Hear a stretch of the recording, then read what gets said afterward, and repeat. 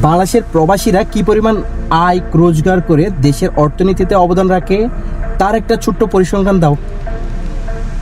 অবশ্যই বাংলাদেশি প্রবাসীরা প্রতি বছর কোটি কোটি ডলার রেমিটেন্স পাঠান।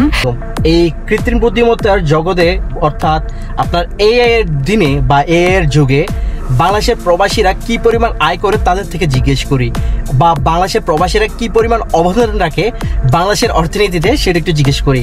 বাংলাদেশের প্রবাসীরা কি পরিমাণ আয় রোজগার করে দেশের অর্থনীতিতে অবদান রাখে তার একটা ছোট্ট পরিসংখ্যান দাও। অবশ্যই বাংলাদেশি প্রবাসীরা প্রতি বছর কোটি কোটি ডলার রেমিটেন্স পাঠান, যা দেশের বৈদেশিক মুদ্রা রিজার্ভে বড় ভূমিকা রাখে। এই অর্থের মাধ্যমে অনেক পরিবার আর্থিকভাবে সমর্থ হয় এবং দেশেও বিভিন্ন খাতে বিনিয়োগ হয়। প্রবাসীদের পাঠানোর রেমিটেন্স দেশের জিডিপিতে উল্লেখযোগ্য অবদান রাখে, যা অর্থনীতি স্থিতিশীল রাখতে সাহায্য করে। আচ্ছা, বাংলাদেশের কি পরিমাণ মানুষ পৃথিবীতে ছড়িয়ে আছে এবং প্রবাস জীবন করছে এবং তাদের অবদান কতটুকু বাংলাদেশের জন্য? বর্তমানে প্রায় 1 কোটি মানুষেরও বেশি বাংলাদেশি পৃথিবীর বিভিন্ন দেশে প্রবাসী রয়েছেন। তাদের পাঠানো রেমিটেন্স প্রতি বছর বাংলাদেশের অর্থনীতিতে একটি বড় অবদান রাখে, যা দেশের জিডিপি, কর্মসংস্থান এবং সামাজিক উন্নয়নে সহায়তা করে।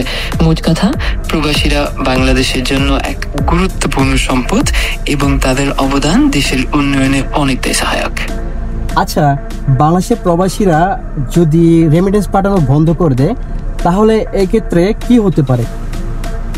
যদি প্রবাসীরা রেমিটেন্স পাঠানো বন্ধ করে দেয় তাহলে বাংলাদেশের অর্থনীতিতে বেশ কিছু নেতিবাচক প্রভাব পড়বে।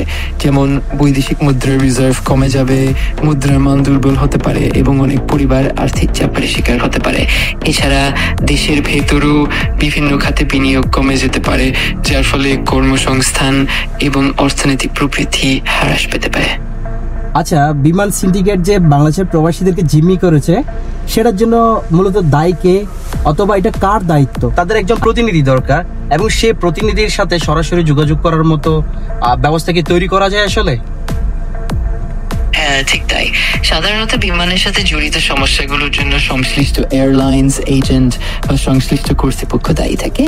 আর প্রবাসীদের স্বার্থ রক্ষার জন্য বাংলাদেশের সরকারের পক্ষ থেকে অথবা প্রবাসী সংগঠনগুলোর মাধ্যমে প্রতিনিধিত্বের ব্যবস্থা নেওয়া হয়।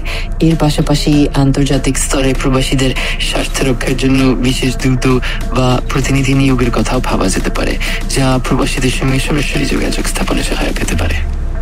তো এখন কথা হচ্ছে চ্যাটজিপিটির মতো একটা কৃত্রিম বুদ্ধিমত্তা, যেটাকে আর্টিফিশিয়াল ইন্টেলিজেন্সও বলে, এআইও বলে, অর্থাৎ সবগুলো অর্থ সেম কিন্তু এক একজন এক একভাবে বলতেছে আর কি।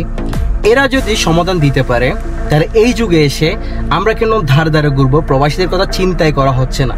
তো এই বিষয়ে আপনাদের মতামত জানাবেন। যেহেতু একজন বলছি এআই এটা সমাধান দিতে পারতেছে, তাহলে আমাদের বাংলাদেশ কেন দিতে পারছে না?